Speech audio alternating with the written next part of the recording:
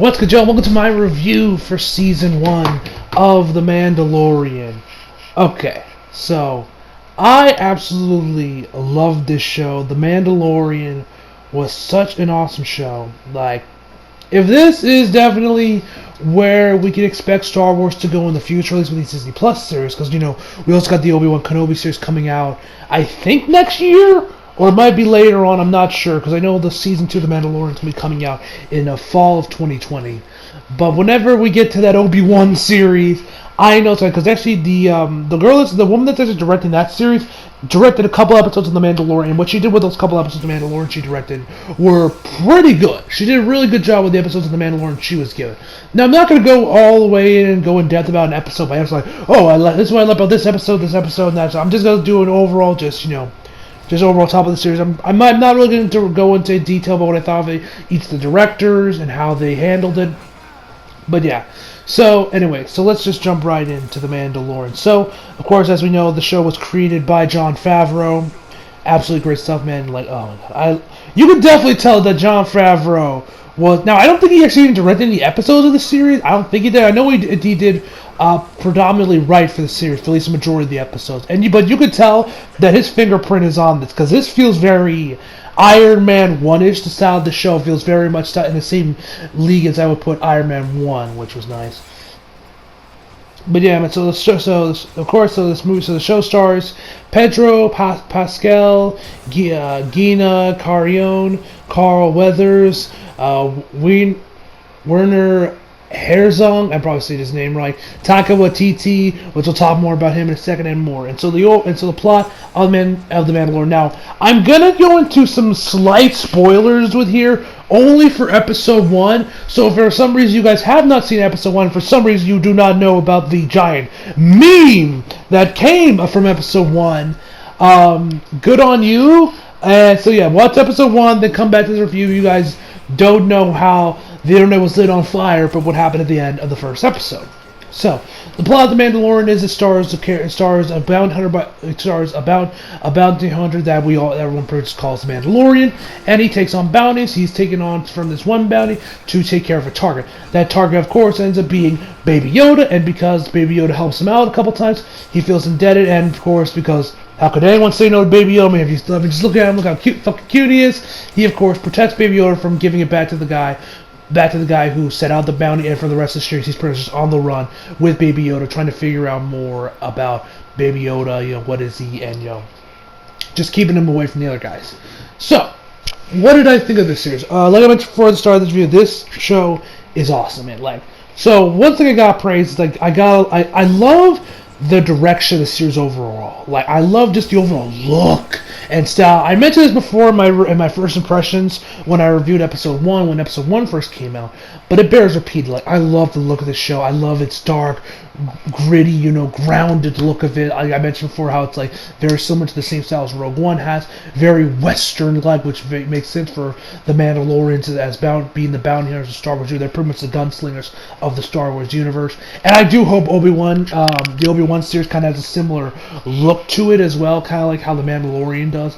It just looks great. I gotta praise the soundtrack. Now, apparently, the soundtrack of this show was done by the same guy who did Black Panther, which you guys know. I praise both the soundtrack for that show, the one that was done by Kendrick Lamar, and the actual score of the series, which, was done here. I loved its African. I love the tracks that mixed, Mar music with more African instruments. I just love the sound of the part. You guys know how much when I saw Black Panther last year, I was just praising that show left, right, and center. That movie was so good. Like, I just love the main theme of the show. I loved, and I gotta also praise the fact that you did not try and make John Williams, because when you watch a lot of the Star Wars movies, even the ones that aren't done by John Williams, the anthology films, like Solo and Rogue One, which I believe none of them were done by John Williams, and we know The Rise of Skywalker was John Williams' final Star Wars movie. We know that, the soundtrack on those two movies still felt very John Williams-esque, very much in tune with the Star Wars universe. But this show, not the case. Not the case at all. This show does its own real separate thing, especially with the soundtrack. Like I mentioned before, I love the theme of this show. I love that scene. It feels like just something out of, it's like you took a Western theme and then made it Star Warsy. I love the sound of it, man. I love seeing. Of course, let's talk about Baby Yoda. Baby Yoda was awesome, man. He was super cute. I love Baby Yoda, man. It was super cute. He was super cute, and when we see him use the Force a couple times, it was some cool stuff, man. And I already mentioned how much I love the look of the show, but I gotta praise who played the Mandalorian again? Pedro Pascal. I mentioned before how I really liked his acting the first time, but I got praise because you have a lot, because this dude has to do a lot of physical acting, because remember he's like completely he has you can't see any part of his body other than his voice, so he has to do a lot from not only just from the delivery with his voice, but also with his body language and moving his helmet, how to move. Like, there's so much that goes into making the Mandalorian, and make you care for the Mandalorian when he's just completely covered up. You can't see his eyes, you can't see his face, you can't see anything. And then, and Pestro has to do so much with just his overall body movements and his voice to portray the Mandalorian. He does such a great job with it, especially in those last couple episodes, man. It was absolutely fantastic work that he did for the Mandalorian, man. Absolutely loved it. Gina Carriona, she was great as well. I believe she was a former MMA fighter. She was great, especially in those last couple episodes where she has to do some dramatic acting. Great stuff for her. She did really, really good. Carl Weathers, he was great. What'd you expect from Carl Weathers? I forget who voices that one alien dude. There's this. But I loved him. I loved him every time he was on screen, man. And Taika Waititi as that TI. I forget what droid it was called, but like a TA or a TI. I forget exactly what it's called. But yeah, I loved that droid, man. Every time he was on screen, I just loved it. I was kind of pissed off, that a little disappointed that we didn't see him again, that we weren't going to see him again, but I'm glad that they did bring him back at the end, in like the last couple episodes, man, which was great to see, man, because I loved that droid being like, IG2, IG, that IG droid. I loved him every time. Like in the first episode, it's like, allow me to activate self-destruct, and it became a bit of a meme. But what happens in the last episode, I'm not going to go into details, do a little bit of a spoiler discussion at the end of the video. But man, every time, man, that hits your boy a bit. That last episode, man, with the IG droid, man. And just, I just love the IG droid in general, man. And Taika Waititi's voice acting was great, man. And I got also praise. He did the finale for the series, and it was great stuff. Like, especially now the only other movie I've seen by Taika Waititi is Thor Ragnarok, which it's weird when you compare the two episodes, because it's like comparing the last episode of The Mandalorian to Thor Ragnarok is like comparing SpongeBob SquarePants to Batman the Animated Series in terms of tone. Now, in terms of style, everything they do feel very similar, but just in overall tone, they might as well be in two completely different fucking universes, which they kind of are, the MCU and Star Wars. But it was funny, because there weren't a lot of jokes in that episode, really. Well, there were a few jokes, but not as much as Thor Ragnarok had. And the way it was able to blend seriousness with the more comedy elements a lot better than Thor Ragnarok did, which I mentioned in my review of that movie like 2 years ago. So yeah, man. Now let me get into some negatives of the show. Now, one thing there are going to be some points I might there's really only one major problem I really have with this series, which is not a major problem, but hopefully we see more of this in season 2. We might actually see some of it in season 2. There's two things. One, we find out the Mandalorian has a thing against droids, but we never figure out or see why he has a deal with droids. Other than when we see his backstory, his full backstory in like the final episode, he sees that like a battle droid was. I'm pretty sure that's what they call the battle droids. The guys that had those droids had like those guns on them. They just point towards them. They just the blue ones from the prequels.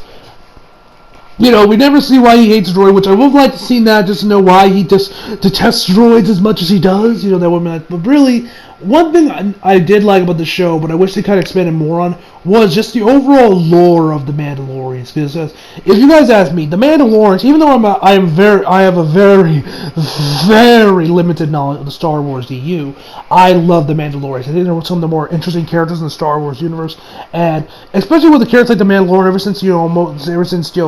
Ever since Disney took over Star Wars and they restarted the canon, a lot of the Mandalorians has been now deemed as legends, uncanny.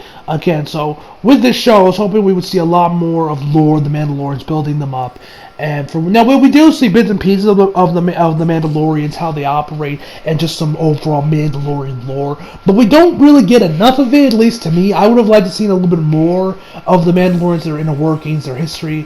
Now, they do mention one thing in the last episode, which I'm going to talk about a little bit in the spoilers discussion, that makes me kind of curious, because it makes me kind of think if they're referred to a character from the Old Republic. But we'll talk about that when we get there. But yeah, man. So, I would like to see more of the Mandalorians, just the overall lore of the Mandalorians, but we could very well see it in Season 2. Looks like we're going to get some expansion on one thing in particular in Season 2, which I'm kind of curious about that one, actually. But yeah, I gotta say that this show was great. Now, I wouldn't say this show is better than the sequel trilogy, although I will say that overall, story-wise, it is better than the sequel trilogy, because you can tell Jon Favreau had a plan when he made the Season 1 wrote it out. He was like, alright, 8 episodes, we're going to do this, this, this, and this, and this, and this, leading to this. Well, the sequel trilogy, even though I love the sequel trilogy, you could tell Kathleen Kennedy just went about it as she did, as they were going on with the movie, so, which definitely hindered the trilogy, especially in the end with the Rise of Skywalker, as it kind of felt a little cluster, which I mentioned in my review. But yeah, man, I'm definitely hyped for the second season of The Mandalorian in 2020. If this is what we can expect from the rest of Disney Plus series from like the MCU, I'm looking forward to watch all the new MCU series we're going to have, like, Winter Soldier and the Falcon. I'm looking forward to that Obi-Wan Kenobi series, which if there's one thing I'm like the most excited for is that Obi-Wan Kenobi series with Ewan McGregor. I can't wait to see Ewan McGregor back as Obi-Wan Kenobi, because Obi-Wan Kenobi is probably my favorite character in Star Wars, man, and I love him as Obi-Wan in Episode 3, and so yeah, man, I can't wait to see more of that. That is going to be fucking lit, man. That will be lit. But anyway, let me give you guys my final verdict for the show, and then we'll get into the spoilers. So, overall, I am going to give The Mandalorian Season 1 a 9.5 out of 10, guys. It was great stuff, and I'm definitely hyped for Season 2. And yeah, man. So, if you guys have not watched all of The Mandalorian yet, click off this video, because we're going to talk about the final episode. And yeah.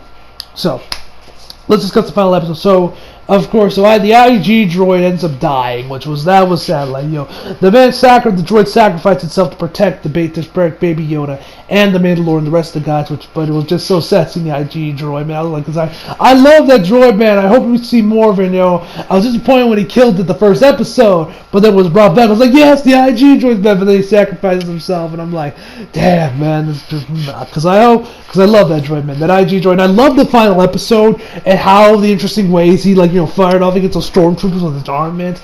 It looks so cool, man. I love the IG droid. Of course, the I Have Spoken guy also died, which sucked. But yeah.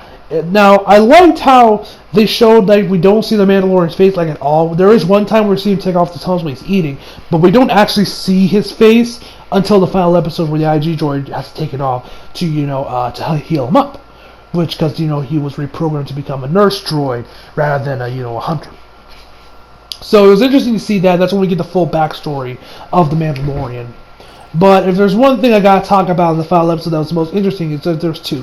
One, the woman who was kind of like the guild leader of or at least of this group of Mandalorians. She mentions how Baby Yoda is, of course, from Sorcerer's name, Jedi. We know that it's obvious, Force-sensitive Yoda. We know that they're very profound or very used or very connected to the Force, whatever.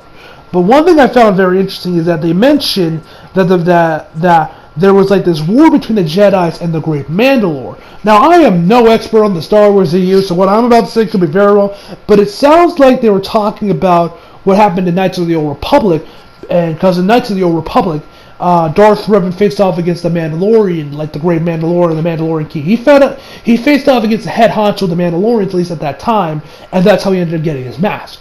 So, it makes, because apparently I actually saw something from IGN's Twitter, they said that Rise Skywalker made Darth Revan canon. Now, I don't know what happened in the movie that made him canon, but I don't care. I'm glad Darth Revan's canon, because I think Darth Revan is fucking awesome. So I wouldn't be surprised if right here in The Mandalorian they're referring to what happened in Knights of the Old Republic with Darth Revan. Which, if that's the case, that's really cool. One other thing I want to mention that I found really interesting with the show is that in the final episode, like in the not really post-credits, but like at the end of it, we see the bad guy that came up in the last episode, which I wouldn't be surprised. He'll be like the main bad guy we were going to focus for in Season 2 of The Mandalorian. we find out that he is holding the black saber. Now, I'm sure I am no expert on the Star Wars EU, but I do know a little bit of the black saber. I know that there's one of its kind. Now, I don't know what happened between the Clone Wars and here, because I know Darth Maul had it throughout the latter half of the Clone Wars, and then I think someone else had it during Rebels. I'm not sure. I don't pay attention to the TV show side of Star Wars, but it was nice to actually see it in live action and just see it appear, because that was pretty cool. To see the black saber actually in live action, that was pretty awesome to see. So I'm curious where they're going to go with that. Now let me talk about some cool things some things I would like to see in season 2. Number 1, I hope Rian Johnson gets to direct an episode, because you guys know me. I fucking love The Last Jedi, and I would love to see him direct an episode of The Mandalorian. It'll probably be my favorite of that season, probably my favorite of the series, if Rian Johnson does direct an episode, which I hope he does. I don't care how many Star Wars fans like, oh, he ruined Star Wars with The Last Jedi. No, he didn't. No, he didn't. He did not ruin Star Wars. Get over your fucking selves. He did not. He'll make Star Wars even better if he gets his hands on The Mandalorian, which I hope he does, because I would love to see what he would do with The Mandalorian. 2, I mentioned already before, I would like to see more of The Mandalorian lore. But one thing I found interesting is it looks like with season 2 they're going to be focusing on Yoda, and actually expanding on Baby Yoda, on the Yoda race. Now, I know even in Legends they never really talked about Yoda's race. They just never really talked about, kept Yoda's race all shrouded in mystery, which I'm curious if they're actually going to go with that route still with the Mandalorian season, or they're actually going to explain Luke's, the Yoda's race, kind of more of their history, and maybe even add, maybe we find out that Baby Yoda is Yoda's son or something. I don't know. But that would be interesting if they do go that route. So anyway, guys, I'm Andy here. So tell me down below what you guys saw of The Mandalorian season 1. Did you love it? Did you hate it? Are you hyped for season 2? Are you hyped for the other Disney Plus series? Are you hyped for the Obi-Wan series? Are you hyped for the MCU series? Tell me down below, guys. And yeah, hope y'all enjoyed the video. Leave a like if you did. Subscribe if you're new. Follow me on Instagram, Twitter, flag, and links down in the description box below. And as always, come back for more. See you guys next time.